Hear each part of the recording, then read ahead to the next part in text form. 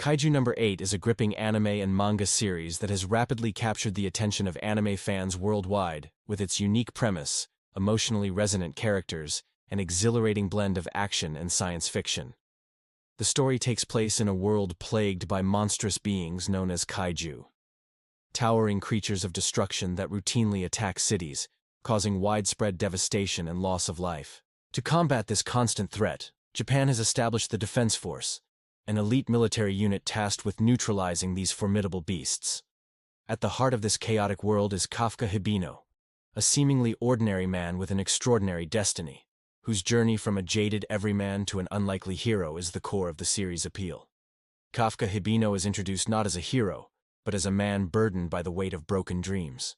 Once aspiring to join the Defense Force and fight alongside his childhood friend Mina Ashiro, Kafka instead finds himself stuck in a dead-end job cleaning up the gruesome aftermath of kaiju battles. The disillusionment in his life is palpable, a reflection of the many who must reconcile youthful ambitions with the realities of adulthood. Yet, Kafka's character is far from passive. Beneath the surface lies a simmering determination and a refusal to fully surrender to a mundane fate. This underlying fire is what sets Kafka apart and foreshadows the incredible transformation that awaits him. The turning point in Kafka's life comes when a mysterious kaiju enters his body, transforming him into a humanoid kaiju hybrid. This bizarre and life-altering event doesn't just grant Kafka incredible powers. It thrusts him into the very heart of the battle he had long given up on. Now possessing the strength of the monsters he once feared, Kafka must grapple with a new identity that puts him at odds with the very organization he once dreamed of joining. The Defense Force, unaware of Kafka's true identity, views Kaiju No. 8 as a dangerous anomaly that must be contained or destroyed. This internal conflict, where Kafka must hide his monstrous form while fighting to protect humanity, injects a layer of intense drama and tension into the narrative. The genius of Kaiju No. 8 lies in its ability to seamlessly weave thrilling action sequences with deeply personal storytelling.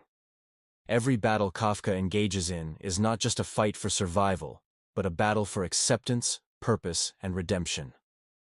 His dual identity becomes a symbol of the internal and external struggles we all face. The fear of being different, the desire to prove oneself, and the need to reconcile conflicting parts of our identity. The series does not shy away from exploring the psychological toll of Kafka's transformation. He is constantly walking a tightrope between hero and monster, protector and threat, friend and fugitive. Kafka's relationships play a crucial role in grounding the story emotionally. His bond with Mina Ashiro, now a high-ranking Defense Force officer, adds a layer of emotional complexity. Mina represents the life Kafka might have had, the path of honor and duty he strayed from.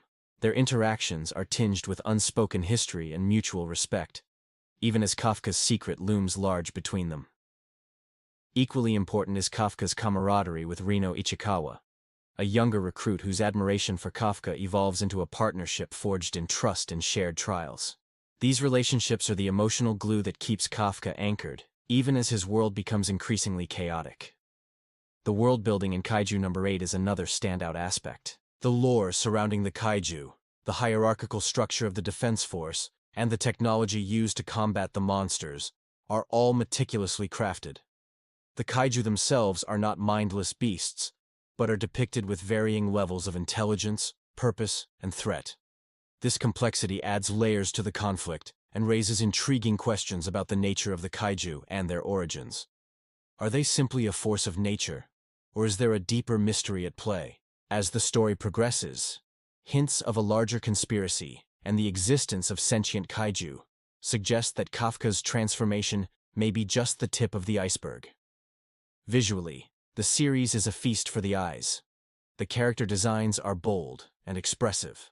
The kaiju are monstrous yet uniquely stylized, and the action scenes are dynamic and fluid. Every punch Kafka throws, every explosion, and every clash with a kaiju is animated with a sense of weight and intensity that pulls viewers into the chaos. The use of color and perspective heightens the emotional stakes and immerses the audience in a world where danger lurks around every corner. The visual storytelling complements the narrative's emotional beats, making each episode not just entertaining, but impactful. Kaiju No. 8 also excels in its pacing. The series knows when to ramp up the action and when to slow down for character development. This balance ensures that viewers remain emotionally invested, while also being thrilled by the high-stakes battles. The suspense of Kafka's secret identity adds a ticking time bomb to the narrative, keeping audiences on edge as they wonder when and how the truth will come out. The fear of exposure and the potential consequences create a constant undercurrent of tension that fuels the story's momentum. At its core, Kaiju No. 8 is a story about transformation, not just physically, but emotionally and morally. Kafka's journey is one of self-discovery, resilience, and courage. He starts as a man who has given up on his dreams but is thrust into a situation that forces him to confront his fears, embrace his potential, and redefine what it means to be a hero. His story resonates with anyone who has ever felt stuck, overlooked, or inadequate, offering a powerful message of hope and perseverance. Moreover, the series taps into a universal fascination with monsters and what they represent. Kaiju have long been a staple of Japanese pop culture, symbolizing everything from natural disasters to societal fears. In Kaiju No. 8, they serve as both literal and metaphorical obstacles. Kafka's own monstrous form becomes a lens through which we explore the duality of man and beast, the thin line between destruction and salvation. It's a narrative device that challenges viewers to look beyond appearances and question the true nature of heroism.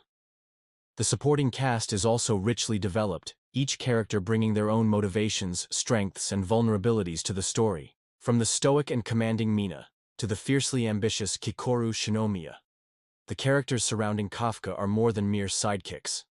They are fully realized individuals whose arcs intertwine with Kafka's in meaningful ways. Their personal battles and growth add depth to the narrative, making the world of Kaiju No. 8 feel lived in and authentic.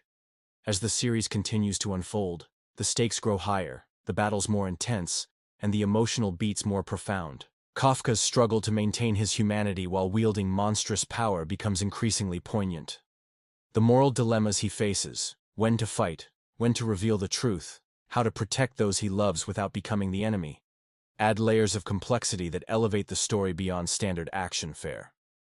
Kaiju No. 8 is not just an action-packed thrill ride. It's a meditation on identity, purpose, and the enduring human spirit. It reminds us that heroism comes in many forms, and that sometimes, the greatest battles we face are the ones within ourselves. Kafka Hibino's journey is far from over, but what he has already achieved is a testament to the power of resilience and the belief that even the most unlikely individuals can rise to greatness. With its compelling narrative, dynamic characters, and thought-provoking themes, Kaiju No. 8 stands out as a shining example of modern anime storytelling, promising to leave a lasting impact on viewers and redefine what it means to be a monster and a hero.